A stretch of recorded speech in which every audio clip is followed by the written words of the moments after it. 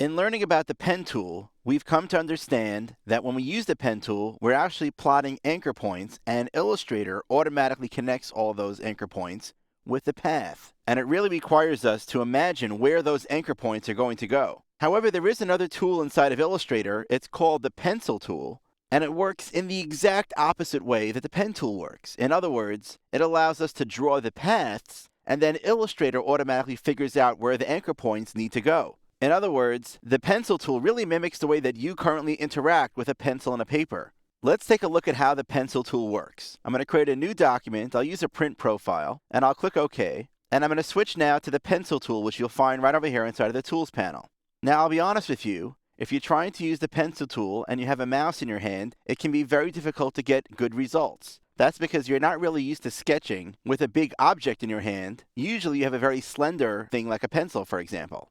For this exercise, I'm actually going to use a pressure-sensitive pen tablet by Wacom. Now, the way that you use the pencil tool is you put your cursor somewhere on the page, and then you click and drag to draw the path. Illustrator now automatically figured out where the anchor points on that path need to go. But there's some really cool functionality that's built in to the pencil tool. You know, normally as an artist, if you think about having a pencil in your hand and sketching something on a piece of paper, you don't always draw things perfectly the first time. Sometimes you'll sketch out basic ideas very lightly in pencil, and then you'll go over that sketch again and again with the pencil, making darker lines. Well, with Illustrator's pencil tool, once you create the path, it's there. However, if you want to make small modifications to it, you could simply take your cursor and draw over that part of the path that you want to modify, and Illustrator will automatically update it as you draw over it. If I wanted to add a little bit of a curve here to the end of the path, I could simply come here and drag over it to make that happen. If I were making some kind of a flower with some leaves on it, for example, I might draw a stem line down the middle here, and I may create some kind of a leaf here.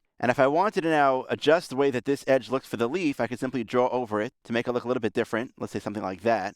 And then I'd want to create the other part of the leaf on this side. But watch what happens if I try to drag too close to this one. Notice that it replaces that path with the new path that I just created. That's because Illustrator thought that I wanted to modify my existing path.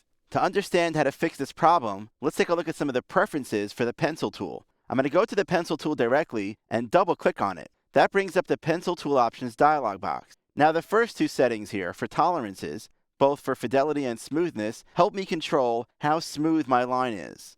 If you're using a mouse, you might want to increase the smoothness somewhat so that Illustrator smooths out any bumps in the path. If you've got a pen tablet, though, you might be able to afford to go with something a little bit lower. More importantly, though, are the options here towards the bottom. There are two settings that are turned on by default in Illustrator. One is called Keep Selected. This means that when I draw a path, that path remains selected. Second, there's a setting here called Edit Selected Path. This is the feature that allows me to draw over a path and change its shape in doing so.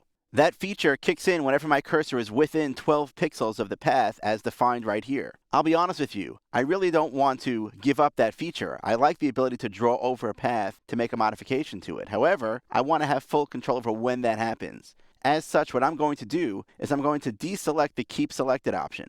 Now, only the Edit Selected Paths option is turned on. So I'm going to click OK. Now, whenever I draw a path, the path is not selected. That means I could very easily draw other paths right near it without any worry about me making modifications to the path. Now, let's say I create a path over here, and I realize I want to change how that looks. I'll hold down the Command key, which is the keyboard shortcut to temporarily return me to the Selection tool. Now, I'll select this path, and now that it's selected, I can draw over it to modify its appearance. When working with Illustrator, though, we know that there are two types of paths we can create, both open and closed paths. Everything we've been creating here so far has been an open path. However, when you're trying to create closed paths, it can be very difficult to do that with the pencil tool. You'll notice that right now next to my cursor, there's a little X. That identifies that now the next shape that I draw is going to be a brand new shape. Similar to the pencil tool, when I'm about to close a shape, a little O will appear.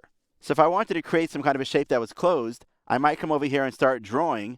And notice now that as I come close to where I started drawing, that might turn into a little O. However, it's really hard to get over that spot and make it appear as if it's closed. So to do so inside of Illustrator, when you're drawing with the pencil tool, you can hold down the Option key. The Option key tells Illustrator, make sure the path is closed. And if I don't really even come close to where that area is, when I release the mouse, or in this case, I stop drawing with the pen, Illustrator automatically draws a line to connect and close the path. Now, on one level, you might think to yourself, why deal with having to worry about what kind of anchor points there are and where to position the anchor points with the pen tool when I could simply draw whatever I want with the pencil tool? The answer is that the pencil tool itself draws freeform paths, but it's very difficult to control exactly what those paths are going to look like. If you wanted to create a shape of an exact size, it's hard to eyeball it as you're drawing on the screen. However, with the pen tool, you can be very precise and click in very specific areas. Due to the nature of most vector graphics that are usually very precise, you'll end up using the pen tool a lot more often than the pencil tool. However, when you're drawing something more freeform, the pencil tool is a great way to get some paths into your design inside of Illustrator.